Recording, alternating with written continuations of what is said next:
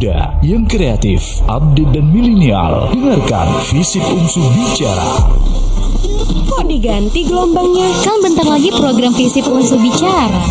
Dalam kehidupan sehari-hari, kita selalu dihadapkan dengan berbagai permasalahan, baik di bidang komunikasi, sosial, dan politik. Visip UMSU Bicara, setiap hari Rabu, minggu kedua, pukul 11 sampai 12 waktu Indonesia bagian Barat, menghadirkan narasumber yang berkompeten di bidangnya, akan memberikan informasi dan solusi melalui bincang interaktif. Nah, untuk menambah wawasan seputar ilmu sosial dan politik, ayo dengarkan dan bergabung di acara Visip UMSU Bicara. Kamu juga bisa bertanya bersama narasumber melalui line telepon atau medsos UMSU FM.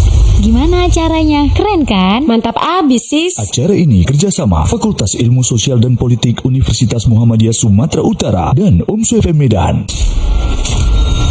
This is UMSU FM. Daftar kuliah online. Kunjungi penmaru.umsu.ac.id.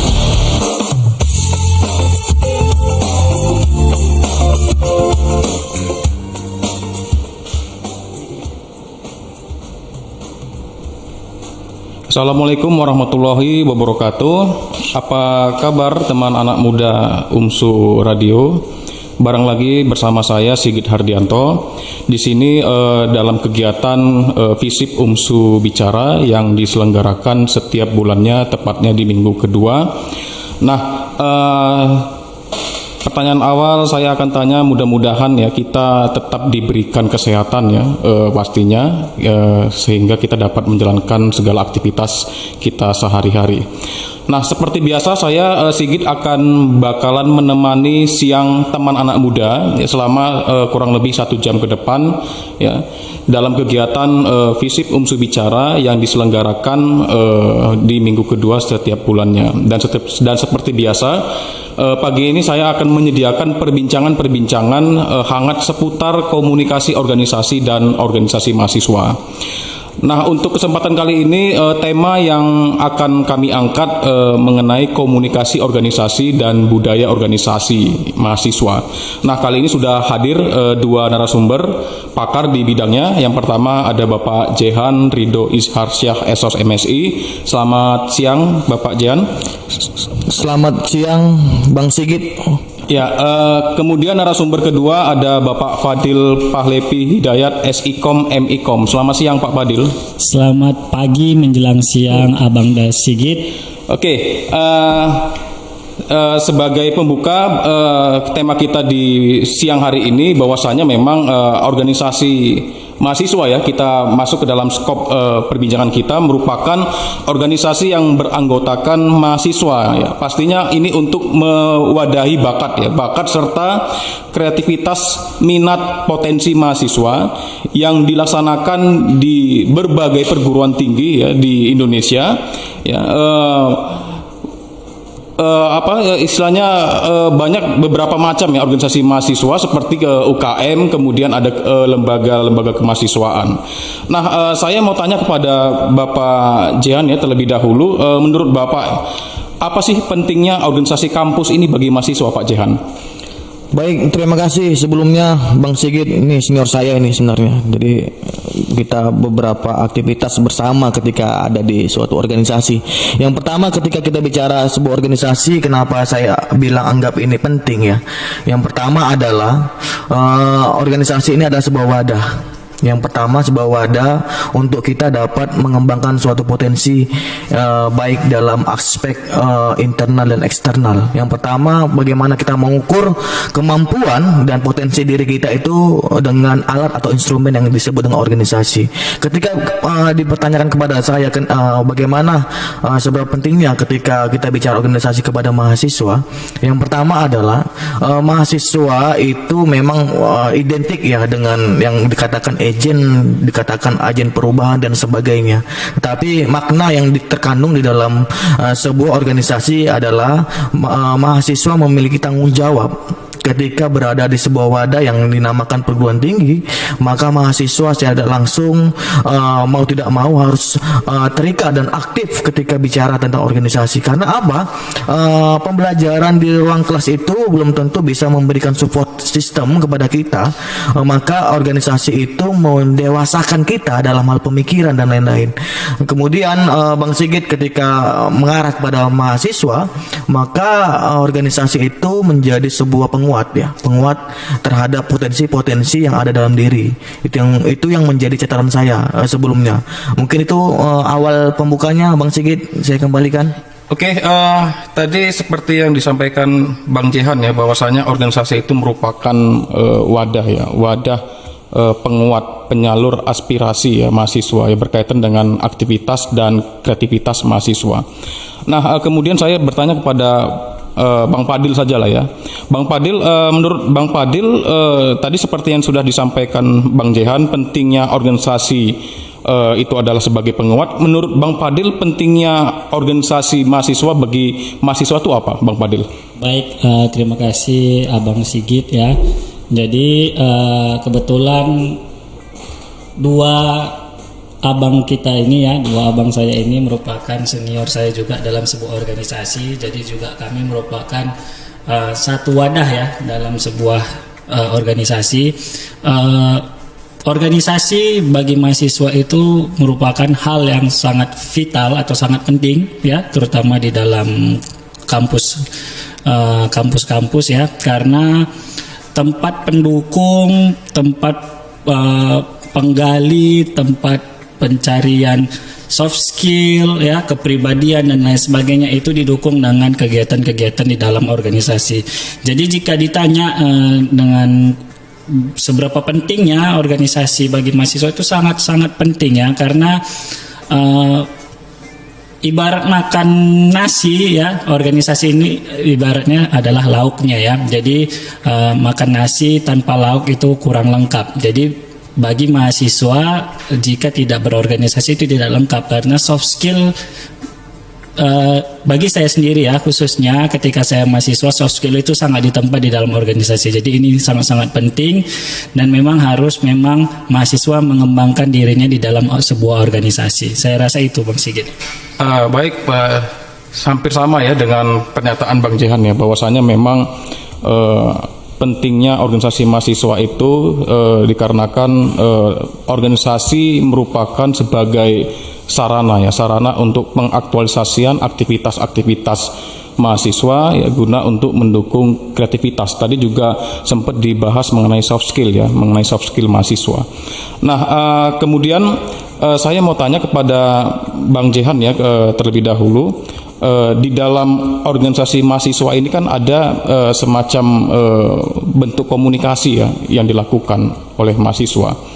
Nah, menurut Bang Jehan, bentuk komunikasi apa yang idealnya diterapkan oleh mahasiswa dalam mengaktualisasikan kegiatan keorganisasian kemahasiswaan ini, Bang Jehan? Baik, Bang Sigit, ada beberapa mungkin yang perlu kita diskusikan di pagi menjelang siang yang sangat luar biasa ini ya, cerah ya di luar, secara hati kita lah kalau bisa. Jadi memang komunikasi itu menjadi bagian terpenting ya, apalagi saya mengkaji dua hal ini. Yang pertama adalah budaya dan organisasi. Saya kaitkan di sini, Bang Sigit. Yang pertama, ketika kita bicara budaya adalah kita bicara bagaimana interaksi, integrasi, kebiasaan dan sebagainya. Nanti ketika dikaitkan dengan organisasi, maka apa-apa yang menjadi kebiasaan di dalam organisasi itu harus memang dipahami. Ya, ketika kita mendirikan sebuah rumah, maka kita harus paham dulu apa bahannya, kemudian apa yang dicampurkan dalam semen dan sebagainya. Itu sebagai contohnya. Yang kedua, kita membahas tentang organisasi. Kalau kita sebenarnya membahas kajian secara terminologi, organisasi ini kan semacam sebuah alat atau instrumen ya. Itu kita refresh, misalnya kita kembali kepada harfiahnya bahwasanya organisasi itu adalah organon yaitu adalah instrumen dan alat. Maka ketika pertanyaan diajukan kepada saya tadi Bang Sigit, sebenarnya pola bagaimana yang dilakukan oleh mahasiswa ya ketika bicara tentang komunikasi yang ideal itu seperti apa dalam organisasi. Yang pertama, ketika mahasiswa itu menyatakan diri untuk bergabung dalam organisasi, yang pertama kita harus dapat mengukur kompetensi dan kemampuan diri kita. Karena kebanyakan mahasiswa sekarang itu ataupun bukan mahasiswa ya, ataupun yang lain-lain lah di luar sana, memang organisasi itu dinyatakan adalah sebuah wadah untuk berkumpul-kumpul saja ya, untuk duduk-duduk saja, tetapi tidak melihat bagaimana esensi kemudian tujuan dan kebermanfaatan berkumpul itu gitu. Itu yang pertama dalam artian kita mengaktualisasikan diri, mengukur kompetensi dan kemampuan kita. Yang kedua, ketika kita bicara komunikasi yang ideal itu, maka kita harus mampu mengedepankan sebuah organisasi itu untuk kemaslahatan umat. Ya, kemaslahatan umat, maka pola komunikasi yang dibangun adalah yang idealnya itu adalah memberikan kontribusi melalui sebuah organisasi itu. Kenapa saya bilang kebanyakan memang di luar sana ya, yang beberapa kali kita berdiskusi kepada teman-teman yang memang di luar bergabung bertahun-tahun ada dalam sebuah organisasi, maka sekarang lembaga-lembaga sosial yang dikuatkan oleh masyarakat, apalagi saya memang seorang perencana wilayah ya Bang, ada beberapa kawan-kawan yang memang kuat dalam artian pengembangan potensi desa dan sebagainya. Organisasi itu dinyatakan sebagai rumah yang memang tujuan akhirnya adalah untuk kebermanfaatan. Itu Bang yang kedua. Maka pola komunikasi yang harus dibangun mahasiswa ketika bicara di perguruan tinggi, maka mahasiswa itu harus mengetahui bebet bobot bagaimana sebuah organisasi yang akan dilakukan atau dia mendaftar di sebuah organisasi itu di perguruan tinggi. Karena kebanyakan memang mahasiswa ini kan saya bilang tadi berkumpul, kemudian duduk bermalam-malam, begadang dan sebagainya, tapi kebermanfaatan untuk kemaslahatan itu cukup kecil gitu Bang. Jadi kita berharap memang apalagi sekarang banyak kreativitas yang harus dituntut ya. Itu yang memang menjadi catatan kita. Itu mungkin Bang yang harus kita kuatkan di dalam pemikiran mahasiswa. Baik, menurut Bang Fadil Bang, tadi seperti yang disampaikan oleh Bang Jehan bahwasanya bentuk komunikasi yang idealnya itu dilakukan seyogyanya itu harus memiliki kebermanfaatan bagi dirinya. Nah, untuk Bang Fadil, menurut Bang Fadil sendiri bagaimana bentuk komunikasi yang diterapkan oleh mahasiswa? Apakah sama atau ada perbedaan, Bang Fadil? Baik, sebenarnya saya mengutip ya beberapa pendapat dari buku ya, terutama dari buku komunikasi organisasi Don Paules ya. Jadi dalam bukunya ketika berbicara organisasi itu ada dua pandangan. Pertama, dia memandang dalam sebuah organisasi ini adalah sebuah wadah, dan yang kedua pandangannya dia memandang organisasi adalah sebuah struktur. Nah, jika kita kaitkan dengan komunikasi, maka ada 4 bentuk komunikasi yang bisa diterapkan oleh mahasiswa ketika di dalam sebuah organisasi. Yang pertama ada komunikasi ke bawah, ya, dari pimpinan, antara pimpinan ke bawah, ya, dari atas ke bawah, dan ada komunikasi ke atas, ya, dari bawah, ya, dari tingkat yang paling bawah ke tingkat yang paling atas. Lalu juga ada komunikasi horizontal, di mana komunikasi ini terjadi di antar sesama divisi, sesama manajer atau sesama kepala bagian, dan yang terakhir adalah komunikasi diagonal. Nah, yang paling penting ini adalah komunikasi diagonal. Kenapa? Karena di dalam sebuah organisasi, komunikasi diagonal ini merupakan komunikasi yang membuat informasi, penyebaran informasi itu semakin cepat. Jadi mahasiswa ketika berorganisasi paling utama biasanya menerapkan komunikasi diagonal, karena dengan menerapkan komunikasi diagonal, menurut buku si Don Paules tadi, penyebaran informasi di dalam sebuah organisasi itu maka bisa semakin cepat, ya. Terlebih lagi di era digital seperti saat ini, maka penyebaran informasi itu bisa lebih cepat gitu Bang Sigit. Jadi ada 4 bentuk komunikasi yang bisa diterapkan, tetapi yang paling penting untuk semua divisi itu adalah komunikasi diagonal. Jadi antar seluruh struktur organisasi itu bisa memberikan informasi secara lebih cepat. Kurang lebih seperti itu Bang Sigit. Terima kasih Bang Fadil ya atas informasinya. Jadi bentuk komunikasi itu di dalam sebuah organisasi seyogyanya tadi mengutip dari beberapa pendapat para ahli tadi ya. Ada 4 ya. Salah satunya adalah komunikasi dari atas ya ke bawah ya, atau top down, kemudian dari bawah ke atas, bottom up. Ada komunikasi horizontal.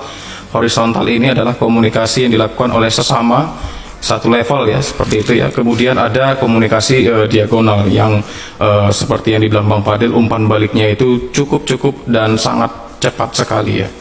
Nah, masuk kepada pertanyaan berikutnya ini mengenai budaya organisasi. Ya, kita ketahui bahwasannya tuntutan perguruan tinggi ini semakin lama itu semakin berat ya dalam meningkatkan kualitas. Nah, menurut Bang Fadil dulu lah ya, saya mau tanya. Budaya organisasi apa saja sih sebenarnya yang harus diterapkan untuk mahasiswa dalam menunjang kualitas perguruan tinggi, khususnya nanti di masa yang akan datang? Jadi menurut kacamata saya ya, berdasarkan buku yang pernah saya baca, jadi ketika berbicara budaya organisasi itu kita akan berbicara tentang ciri khas atau pembeda atau apa alur anut yang dijalankan dalam sebuah organisasi ya, apakah itu bisa seperti budayanya musyawarah, bisa juga budayanya dari pimpinan, dari pemerintah, dari perintah ya, atau arahan. Jadi budaya organisasi ini bisa menjadi pembeda atau ciri khas sebuah organisasi. Nah, mahasiswa ya ketika masuk dalam sebuah organisasi ya, budaya tersebut bisa dibentuk pertama dari siapa yang memimpin ya, siapa yang memimpin. Jadi yang memimpin sebuah organisasi itu bisa membawa sebuah budaya organisasi yang baru. Walaupun pada umumnya organisasi biasanya sudah memiliki budaya-budayanya tersendiri. Nah, jadi budaya organisasi ini adalah sebagai pembeda saja Bang Sigit ya, mana sebagai ciri khas organisasi tersebut. Saya kurang lebih seperti itu Bang Sigit. Jadi tadi seperti yang disampaikan oleh Bang Fadil bahwasanya ciri khas ya yang menjadi pembeda budaya organisasi yang diharapkan memang terletak pada pemimpinnya ya. Nah, saya menangkap dari pembicaraan Bang Fadil bahwasanya memang pemimpin yang visioner ya, khususnya untuk pengembangan kualitas perguruan tinggi ya, di masa yang akan datang itu akan memiliki efek yang baik bagi keberhasilan dari perguruan tinggi. Nah, kalau untuk pandangan kacamata Bang Jehan, budaya organisasi apa saja yang kira-kira ideal ya dalam menumbuh kembangkan kreativitas mahasiswa? Bang Sigit, ada beberapa memang tadi saya kutip dari pernyataan Bang Fadil tadi ya. Yang pertama masalah kepemimpinan dan sebagainya. Tapi memang idealnya ketika kita bicara budaya organisasi ini, yang pertama tadi saya di pembuka tadi sudah bilang bahwasanya seorang mahasiswa ataupun masyarakat sekalipun terutama harus mengetahui bagaimana kompetensi dan kemampuan yang dimiliki. Itu yang pertama. Bagaimanapun jangan sampai kita memaksakan diri ya untuk bergabung dalam sebuah kelompok, tetapi memang secara efektif, efisien dan produktif sebuah organisasi itu tidak memberikan kontribusi yang kuat terhadap diri kita pribadi. Ini yang pertama. Yang kedua, budaya bagaimana yang harus dipersiapkan oleh anggota dan oleh masyarakat ataupun mahasiswa sekalipun. Ya, kita lihat ketika kita bicara perguruan tinggi lagi mahasiswa memiliki beberapa tanggung jawab. Ya kita lihat agent of change, agent of control, agent of modernization, banyak sekarang yang harus diemban ya oleh mahasiswa, bagaimana perubahan-perubahan terhadap aspek sosial ya, aspek-aspek kemanusiaan dan sebagainya. Tapi ketika kita bicara tridharma dan caturdharma, yang pertama mahasiswa memiliki tanggung jawab dalam hal pendidikan dan pengajaran. Itu yang pertama, karena esensi tujuan dari seorang mahasiswa itu harus ingat bahwasanya untuk belajar ya, untuk belajar yang pertama. Bukan berarti datang ke kampus untuk berorganisasi, itu salah Bang. Ya kan? Saya anggap katakan salah karena tujuan utama kita adalah pendidikan dan pengajaran. Boleh. Karena ketika dibicara tentang tadi seperti dibicarakan oleh Bang Padil, seperti nasi tanpa sayur ya Bang ya. Iya. Kalau bilang saya bilang Nasi tanpa sayur, kalau saya bilang sayur tanpa garam gitu. Saya bilang seperti itu, boleh. Tapi kita lihat makna yang pertama adalah tujuan kita adalah untuk belajar yang pertama. Itu yang pertama. Yang kedua, bicara tentang penelitian. Nah, ini sekarang penelitian sekarang apalagi banyak kementerian ya, Kementerian PDT, kemudian Kementerian Sosial, kemudian kementerian yang mensupport bagaimana jiwa-jiwa visioner ke depan ya, mahasiswa bagaimana seorang peneliti ke depan, mahasiswa yang mampu bersifat produktif. Karena apa? Menghasilkan peluang-peluang terhadap orang lain dan sebagainya. Ini menjadi sebuah catatan ketika mahasiswa bergabung dalam organisasi. Ada tidak organisasi tersebut mensupport ketika kemampuan kompetensi itu didukung oleh penguatan-penguatan yang sifatnya adalah penelitian, research and development. Nah, ini dia, penelitian dan pengembangan. Itu. Yang kedua, kita lihat sekarang banyak tuntutan Bang terhadap bagaimana aspek sosial, yaitu pengabdian kepada masyarakat. Mahasiswa sekarang memang dituntut bagaimana memberikan kontribusi. Kenapa lagi-lagi saya bilang sebuah organisasi itu harus memberikan kontribusi dan sebuah perubahan terhadap masyarakat. Bahwasannya siapa lagi?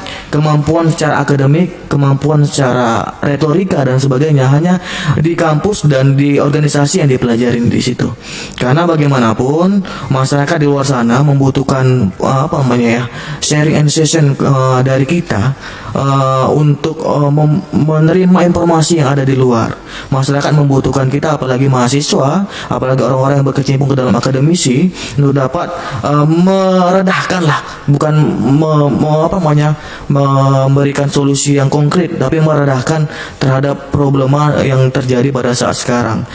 Kita harus menguatkan sebuah organisasi itu sebagai wadah untuk memberikan kontribusi dalam hal pengabdian. Dan ketika kita bicara caturdharma, terakhir adalah al-Islam dan kemuhammadian. Lagi-lagi ketiga hal itu tidak akan memberikan kontribusi yang nyata ketika kita tidak dibekali dengan keilmuan yang berbasis kepada agama. Ya, lagi-lagi memang organisasi tersebut memang ketika mengedepankan terhadap ketakwaan, terhadap esensi terhadap agama, saya yakin insya Allah bahwasanya dari hal private ataupun dari hal pribadi, seorang mahasiswa itu akan memberikan kontribusi yang nyata melalui organisasi dengan penguatan keagamaan. Karena bagaimanapun di luar sana memang attitude itu akan menjadikan cerminan ketika kita ada di dalam masyarakat dan di ruang lingkup yang lebih luas ya. Kita tidak bicara organisasi kampus ini, tapi bicara tentang organisasi yang ada di luar. Mungkin itu aja Bang sedikit yang bisa kita diskusikan. Oke, jadi saya tangkap ya dari pernyataan Bang Jehan bahwasanya memang budaya organisasi yang diharapkan itu ya memang harus disinkronkan kepada budaya penguatan kelembagaan ya, seperti kontribusi keilmuan ya, kemudian soft skill ini menyangkut sikap ya ataupun attitude ya Bang Jihan ya, serta keagamaan. Nah, jadi sudah dapat pencerahan ya teman-teman anak muda mengenai keorganisasian dan budaya organisasi.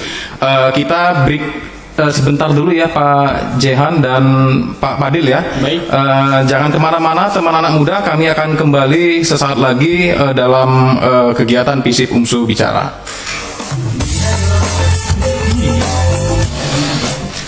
Baik teman anak muda, kembali lagi bersama saya Sigit dalam rangkaian kegiatan FISIP UMSU Bicara ya, yang on air setiap bulannya ya, tepatnya di minggu kedua ya.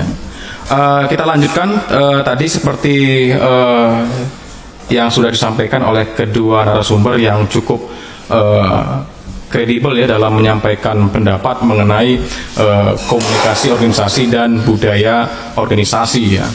Nah, tadi seperti yang disampaikan oleh Bang Jihan tadi ya, bahwasanya memang budaya organisasi yang ideal itu ya merupakan sebagai sebuah penguatan kelembagaan, seperti mahasiswa itu harus bisa memberikan kontribusi keilmuan ya, seperti soft skill, keagamaan, dan juga attitude ataupun sikap. Nah, saya mau tanya kepada Bang Fadil ya, mengenai kegiatan-kegiatan ya, kegiatan ataupun aktivitas mahasiswa. Nah, saya mau tanya kepada Bang Fadil, menurut Bang Fadil kegiatan apa saja sih yang seharusnya dilakukan oleh organisasi mahasiswa dalam meningkatkan kreativitas mahasiswa guna untuk mendukung tuntutan perguruan tinggi di masa yang akan datang? Baik, terima kasih Bang Sigit. Jadi banyak sekali ya kegiatan-kegiatan mahasiswa, terutama yang harus diikuti melalui organisasi-organisasi mahasiswa. Salah satu contohnya yang pernah saya bimbing ya, salah satu organisasi yang saya bimbing, di mana mendapatkan dana hibah ya dari kementerian, di mana program ini diluncurkan setiap tahunnya dan ini ditujukan kepada organisasi-organisasi mahasiswa untuk dana maksimal yang didanai itu sebanyak 40 juta, dan alhamdulillah tahun lalu organisasi mahasiswa di FISIP UMSU ya salah satunya mendapatkan dana yang cukup banyak, sekitar 38 juta ya. Wah, jadi jadi memang ini salah satu keuntungan ya jika kita bisa masuk dalam sebuah organisasi kreatif dan mengimplementasikan kegiatan-kegiatan perguruan tinggi tadi. Salah satunya adalah pengabdian kepada masyarakat. Nah, selain itu banyak juga ya, selain kegiatan pengabdian desa, ada juga kegiatan pekan ilmiah mahasiswa nasional ya, di mana diikuti secara berkelompok, dan ini secara rutin tahun ke tahun ini selalu diselenggarakan tidak hanya oleh pemerintah ya, tapi juga diselenggarakan oleh kampus-kampus yang ada di Indonesia ya.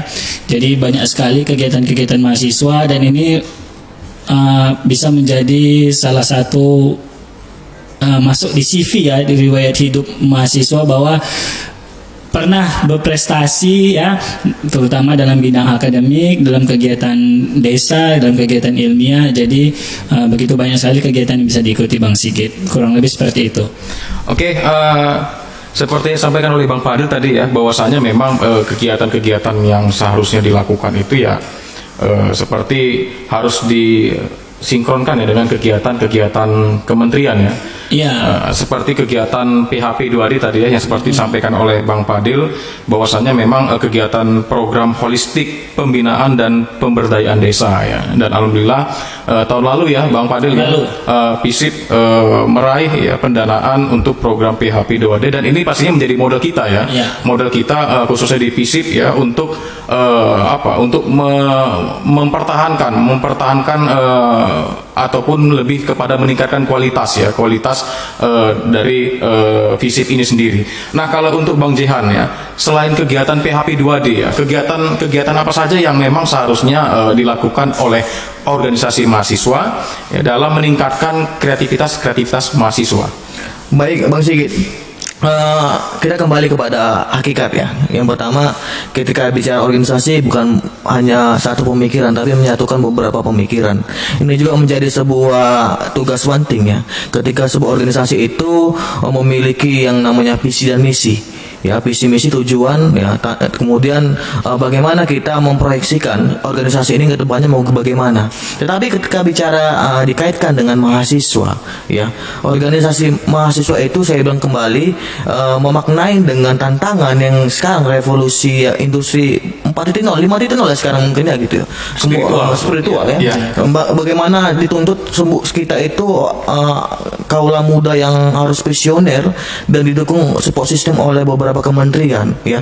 Dari banyak kegiatan-kegiatan yang didukung dan support oleh pemerintah sekarang ya, untuk dapat mengembangkan potensi-potensi tersebut. Akan tetapi yang menjadi sebuah catatan penting ya, ketika kembali lagi kepada organisasi tersebut, kira-kira bisa nggak menjadi sebuah wadah yang dikembalikan menjadi sebuah wadah yang dapat mengembangkan potensi-potensi tersebut. Itu yang pertama Bang Sigit. Yang kedua, banyak mungkin kegiatan-kegiatannya. Tadi dia disebutkan oleh Bang Padil ya, bahwasanya ada kegiatan-kegiatan tentang pengabdian kepada masyarakat dan sebagainya. Saya kembali lagi kepada kita ataupun kepada kita mahasiswa ataupun kepada masyarakat, bagaimanapun wadah tersebut harus memiliki kebermanfaatan dan kemaslahatan umat. Itu yang menjadi catatan saya pada pagi menjelang siang ini Bang Sigit, bicara organisasi. Karena bicara budaya berarti bicara kebiasaan, bicara SOP, standard operational procedure, tingkah laku, attitude dan sebagainya, itu budaya, kebiasaan yang harus dibangun. Kemudian bicara tentang organisasi tersebut, bagaimana instrumen dan alat tersebut mendukung, ya, instrumen organisasi tersebut mendukung supaya attitude, supaya kebiasaan, supaya harapan-harapan yang kita inginkan itu menjadi sebuah kenyataan melalui organisasi tersebut. Maka dari itu banyak kita kembali kepada kita pribadi, kepada kita yang ada di aspek sosial, bagaimana organisasi tersebut menjadi sebuah kekuatan, menjadi penguatan, apalagi kampus. Saya melihat UMSU ini sangat mempersiapkan organisasi ini sangat luar biasa Bang Sigit. Saya lihat banyak ada SRCC ya, Bang Padil, ada CDAC dan sebagainya. FISIP juga memberikan kontribusi dengan mengirimkan beberapa mahasiswa-mahasiswa yang berprestasi. Saya lihat memang sangat luar biasa UMSU ini mempersiapkan itu Bang. Dalam artian untuk menguatkan kelembagaan kita. Saya bilang dari awal tadi, penguatan kelembagaan ini menjadi syarat yang sangat mutlak. Bagaimana kedepannya sebuah organisasi baik itu skala mahasiswa dan skala umum menjadi sebuah kendaraan ataupun sebuah barometer baru lah terhadap pengembangan kedepannya Indonesia di era 2045 ya Bang Ede, di era Mas kedepannya lah. Itu mungkin Bang Sigit. Wah, jadi istilahnya barometer terbaru ini ya, sebagai wadah ya. Jadi seperti yang disampaikan Bang Jehan, memang seyogyanya itu kegiatan-kegiatan yang seharusnya dilakukan oleh Ormawa ya, organisasi mahasiswa itu ya harus kegiatan itu memberikan kontribusi ya, serta memberikan kebermanfaatan ya. Bukan hanya kepada dirinya sendiri ya, tetapi kepada institusi dan kepada orang lain. Seperti itu ya Bang Jihan ya. Oke. Menurut Bang Padil Bang, ini kan banyak sekali ya Bang ya, ketika kita melaksanakan sebuah kegiatan-kegiatan Ormawa, pastinya kan ada timbul yang namanya kendala dan hambatan. Nah, dalam kacamata Bang Padil ya, menurut Bang Padil, kendala apa saja sih yang ditemui oleh mahasiswa dalam mengaktualisasikan aktivitas-aktivitas keorganisasian di dalam ruang lingkup organisasi mahasiswa? Baik, Bang Sigit. Jadi hambatan ya, jadi hambatan, kendala yang paling umum di dalam sebuah organisasi, terutama organisasi mahasiswa, ada satu yang memang ini tidak akan pernah hilang dalam sebuah organisasi, hambatan ini, kendala ini, karena memang ini merupakan bagian dari organisasi. Masalah tersebut itu adalah konflik ya. Jadi dalam setiap organisasi, terutama mahasiswa, itu selalu ada konflik ya. Baik konflik di dalam pribadi tersendiri, konflik antar kelompok organisasi, atau konflik antar anggota. Jadi kendala-kendala ini tidak akan pernah hilang ya. Kendala ini tidak akan pernah hilang karena ini merupakan bagian dari organisasi. Banyak mahasiswa ya, ketika konflik di dalam sebuah organisasi, terus merasa malas ya, merasa menyerah ya, padahal itu merupakan bagian dari sebuah organisasi. Jadi ditambah lagi ketika pandemi COVID-19 ya, aktivitas-aktivitas kegiatan organisasi itu semakin terbatas. Ini juga menjadi kendala karena berbagai kegiatan yang harusnya bisa dilaksanakan secara langsung harus tertunda ya, dan ini juga menjadi kendala besar. Namun kendala-kendala ini harusnya bisa dijadikan sebagai acuan ya, bagaimana organisasi itu harus terus berkembang dengan masalah-masalah tersebut, dengan konflik tersebut, sehingga membuat sebuah organisasi itu makin besar ya, makin hebat dan bisa menghadapi masalah tersebut dan masalah-masalah yang lain ke depannya. Kurang lebih itu masalahnya Bang Sigit. Konflik ini yang sering terjadi dalam sebuah organisasi. Wah, jadi konflik itu memang merupakan sebuah kendala ya ataupun hambatan dalam mengaktualisasikan kegiatan keorganisasian mahasiswa. Nah, memang konflik ini saya tangkap membuat organisasi semakin oleng ya seperti itu. Ya. Semakin oleng gitu ya. Nah, untuk Bang Jehan ya, Bang Jehan, dalam kacamata Bang Jehan, kira-kira kendala apa Bang yang muncul ya ketika mahasiswa itu mengaktualisasikan kegiatan-kegiatan organisasi mahasiswa Bang? Tadi memang saya menguak kembali apa yang dikatakan oleh Bang Padil, Bang Sigit. Yang pertama tadi konflik. Ketika konflik muncul itu kan ada sebab dan musababnya itu Bang Sigit. Yang saya tangkap yang pertama adalah bagaimana organisasi itu tidak kembali kepada kaidah, visi dan misi dari awal. Bagaimana satu orang, dua orang, tiga orang itu kan memiliki visi misi yang sama sehingga tujuan itu tercapai. Itulah aspek dalam sebuah organisasi tersebut. Tapi menjadi catatan beberapa konflik yang terjadi di beberapa organisasi ya, baik levelnya itu internal dan eksternal ya. Banyak memang problema yang dihadapin adalah bagaimana kita kesulitan untuk menyeimbangkan egosentris. Ya, egosentris itu ketika muncul ego dari pribadi, maka tadi abang bilang seperti kapal oleng. Ya, kapal oleng itu Bang. Jadi seperti kapal dalam lautan, ketika nakoda ataupun satu pun itu mengulah ataupun melemparkan kail ke dalam laut, maka kapal itu akan terganggu. Itu Bang. Sama seperti kita bicara organisasi, ketika satu orang, dua orang mengulah ya di luar dari kaidah sebuah visi misi, maka organisasi tersebut pun akan oleng gitu. Itu saya kuatkan yang pertama dari tanggapan dari Bang Padil. Yang kedua, memang lagi dan lagi organisasi ini kan harus dikuatkan dengan standar operasional prosedur. Ada dokumen-dokumen yang memang menjadi sebuah kekuatan, yang menjadi sebuah pondasi awal. Kita punya ada anggaran dasar dan anggaran rumah tangga dan sebagainya. Hal tersebut termaktuf ya. Bagaimanapun itu harus di dalam kepala, bukan di luar kepala. Ini bahasa yang sangat sering kita ungkap, di luar kepala itu saya hafal lah. Tidak, tapi di dalam kepala. Ya, banyak organisasi ini dikendalikan oleh oknum-oknum ya. Oknum-oknum yang memang memiliki kepentingan pribadi, sehingga muncullah egosentris yang tinggi tadi Bang Sigit. Maka saya banyak melihat organisasi kemahasiswaan itu ya, ketika satu dua orang itu dikendalikan oleh egosentris yang tinggi, maka akan muncul sebuah konflik. Tapi konflik itu konflik internal lah, saya yakin, karena bagaimanapun mahasiswa itu kan punya jawaban tersendiri untuk menghadapi itu. Kalau kita dalam kajian akademik ya kita analisis ya bagaimana kelemahan, kekuatan, peluang dan hambatan itu Bang Sigit. Tetapi memang mahasiswa karena kaula muda ya, darah muda Bang Sigit. Jadi banyak konflik-konflik yang memang muncul ya dari permasalahan pribadi dibawa ke dalam organisasi dan dari permasalahan keluarga dan sebagainya. Mungkin itu Bang Sigit yang bisa kita diskusikan. Wah, jadi memang sepakat ya antara Bang Padil dengan Bang Jihan bahwasanya memang kendala dan hambatan yang muncul ya dalam mengaktualisasikan, dalam melakukan sebuah kegiatan organisasi mahasiswa itu adalah konflik. Dan memang konflik ini ya merupakan sebuah istilahnya ketidaksesuaian ya, ketidaksepahaman ya, kemudian pun juga ketidaksependapatan ya antara beberapa individu ya di dalam sebuah organisasi. Dan inilah nantinya yang akan membuat organisasi yang kita ibaratkan sebagai kapal itu menjadi oleng seperti itu ya.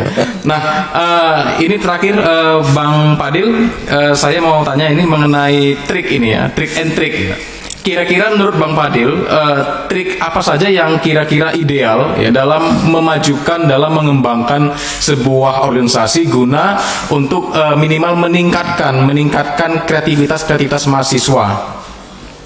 Baik, Bang Sigit. Ya, jadi ketika ditanya ya teman anak muda, ketika ditanya tips and trick, saya menyarankan untuk menerapkan KKRG Bang Sigit. KKRG itu ada komitmen, ada konsisten, dan RG-nya itu adalah riang gembira Bang Sigit. Wah, jadi ketika melaksanakan organisasi itu ada bukan KDRT ya Bang? Iya, bukan KDRT, tapi tapi ini KKRG ya. KKRG. Komitmen, konsisten, dan riang gembira. Jadi dalam melaksanakan sebuah organisasi itu kita perlu komitmen, kita perlu konsisten ya, dan untuk melaksanakannya itu perlu riang gembira. Ini seperti dengan slogannya Visip UMSU saat ini ya, untuk melaksanakan segala aktivitas itu perlu dengan riang gembira. Dan untuk melaksanakan sebuah organisasi, teman anak muda, jangan lupa untuk selalu riang gembira, karena dengan riang gembira semua urusan dan semua aktivitas kita bisa berjalan dengan baik dan lancar. Itu mungkin Bang Sigit.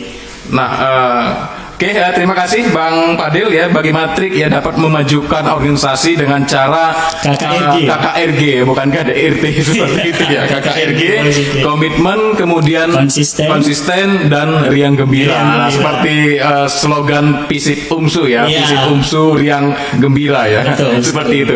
Nah, kalau untuk Bang Jehan, menurut Bang Jehan, apakah sama Bang trik and trik dapat memajukan organisasi mahasiswa Bang? Iya bang, kalau tahu gitu tadi dari awal saya udah buat singkatan ini bang. Karena udah pakai singkatan Bang Fadil saya lihat. Memang Bang Fadil ini salah satu apa ya bang, peneliti dari aspek komunikasi ya, oriented kepada komunikasi organisasi dan digital. Saya yakin pengalaman beliau sangat luar biasa untuk meneliti. Tapi memang ketika kita bicara trik trik ya. Iya. Nah, bagaimana trik kita, bagaimana strategi kita untuk supaya kita tetap eksistensi, tujuannya eksistensi memang bang. Lagi-lagi kita bicara eksistensi. Bagaimana kita supaya bisa eksistensi dalam hal pribadi dan dan kebersamaan ya. Yang pertama ketika kita bicara organisasi, yang pertama kalau saya melihat dari beberapa problema yang terjadi ya di beberapa organisasi baik skala internal dan eksternal.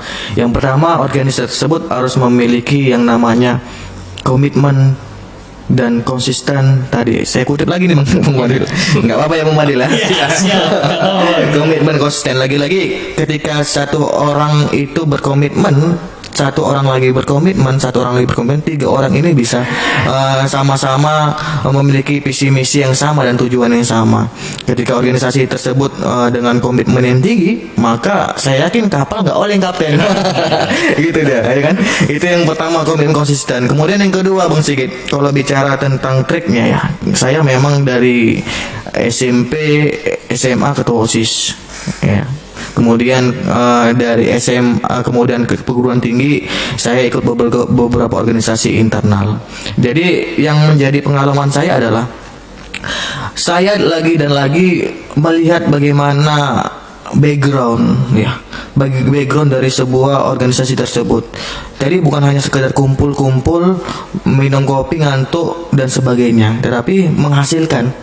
Itu dia. Bagaimanapun memang organisasi tersebut yang tadi kumpul-kumpul tapi menghasilkan sebuah visioner yang terbaru bang. Tuntutan kita banyak loh sekarang gitu ya. Triknya itu yang pertama. Yang ketiga, memilih organisasi juga sangat diharapkan. Bagaimana kita melihat organisasi tersebut itu mampu nggak mengakomodir ya kemampuan dan kapasitas dan kapabilitas kita untuk kedepannya itu bisa mengaktualisasikan diri supaya bermanfaat kepada orang lain. Kemudian bang, ada lagi yang menjadi catatan penting buat saya ketika kita bicara sebuah organisasi lagi ya, ini sebagai closing statement lah mungkin ya bang dari saya lah begitu bicara.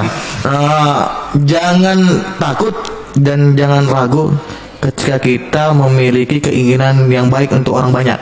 Itu yang pertama, karena kebanyakan takut nanti bergabung orang lain. Itu saya bilang tadi, kembali kepada diri pribadi kita, kemampuan kita, kompetensi kita, tidak merugikan orang lain, tahu dan mampu ya mengukur kemampuan dan aktualisasi diri tadi melalui organisasi di perguruan tinggi dan organisasi di luar perguruan tinggi. Karena bagaimanapun saya bilang tadi, instrumen ataupun parameter dan barometer kita menjadi seorang yang lebih besar adalah kita mampu mengekspresikan dan mampu mengeluarkan kemampuan kita itu untuk kebermanfaat orang banyak lagi dan lagi. Bagaimana kemaslahatan itu sangat dibutuhkan. Mungkin itu Bang Sigit yang bisa saya kuatkan. Penutup terakhir itu adalah riang gembira. Bagaimanapun riang gembira itu menjadi sebuah slogan yang sangat membumi. Dan menasional. Saya rasa seperti itu Bang Sigit. Terima kasih Bang Sigit, saya kembalikan. Oke, terima kasih Bang Jehan. Ya memang seperti yang disampaikan Bang Jehan bahwasanya trik agar dapat memajukan organisasi ini, kembangkan kreativitas ya. Kemudian jangan takut berbuat baik. Nah ini saya kaitkan dengan kata ikhlas itu ya Bang Jehan. Ya, Kalau kita ikhlas itu mudah-mudahan Allah itu akan ridho ya, seperti itu ya Bang Jehan. Ya, seperti nama Bang Jehan ya, ini Jehan Ridho Ikhlasah ya, seperti itu. Kemudian juga jangan merugikan ya, jangan membuat sebuah perlakuan yang dapat merugikan orang banyak, seperti itu. Wah, jadi ini hasil dari diskusi kita teman anak muda. Terakhir sekali nih Bang Jehan ya, closing statement. Nah seperti itu ya, closing statementnya apa ini Bang Jehan dari pertemuan kita di hari ini dengan tema komunikasi organisasi dan budaya organisasi? Iya, closing statement yang pertama, terima kasih pada penyiar. Itu pertama. Karena gimana pun saya ucapin terima kasih karena diberikan waktu untuk berbicara. Closing statement adalah satu, belajar. Yang kedua, membuka diri untuk mampu melihat bagaimana ruang lingkup di luar ya, banyak. Kemudian yang ketiga adalah jangan lupa semua aktivitas itu kembali kepada Allah, kembali kepada kita beragama, beretik dan sebagainya. Mungkin itu Bang Sigit. Ya. Kemudian untuk Bang Fadil, closing statement Bang Fadil dari pertemuan kita di siang hari ini. Baik, teman anak muda ya, walaupun kita berorganisasi, tapi jangan lupa tujuan utama kita adalah tetap berakademik ya. Dan mahasiswa yang berhasil itu tidak hanya berhasil dalam akademik, tetapi juga berhasil dalam organisasi. Ingat, organisasi adalah tempat pengimplementasian ilmu kita yang kita dapatkan di perkuliahan, dan organisasi adalah tempat soft skill ya, bukan tempat nongkrong-nongkrong, bukan tempat ngopi ya, bukan wadah kumpul-kumpul biasa, tapi seperti kata Bang Jehan tadi, organisasi harus bisa menghasilkan sesuatu visioner dengan tuntutan kita seperti saat ini. Mungkin itu Bang Sigit, closing statement dari saya. Terima kasih. Ya, terima kasih kepada Bang Fadil ya atas pemberian closing statementnya. Mudah-mudahan ini akan bermanfaat untuk kita semua teman anak muda. Wah, udah nggak terasa ini ya anak muda, sudah 1 jam kita berdiskusi ya mengenai topik komunikasi organisasi dan budaya organisasi. Sebelumnya saya mengucapkan terima kasih kepada Bang Fadil. Terima kasih Bang Fadil. Terima kasih. Terima kasih Bang Jehan. Terima kasih Bang Sigit. Ya, atas waktunya. Mudah-mudahan kita akan selalu sehat dan riang gembira ya. Dan saya harapkan juga anak-anak muda tetap terus eksis ya, tetap sehat dan tetap mengembangkan kreativitas teman anak muda. Kalau anak muda sebagai mahasiswa seperti itu ya. Saatnya saya bakal pamit undur diri. Jika ada perkataan ataupun perbuatan yang kurang berkenan, saya mohon maaf ya, kepada Allah saya mohon ampun. Mudah-mudahan segala aktivitas kita selalu dimudahkan olehnya. Wassalamualaikum warahmatullahi wabarakatuh.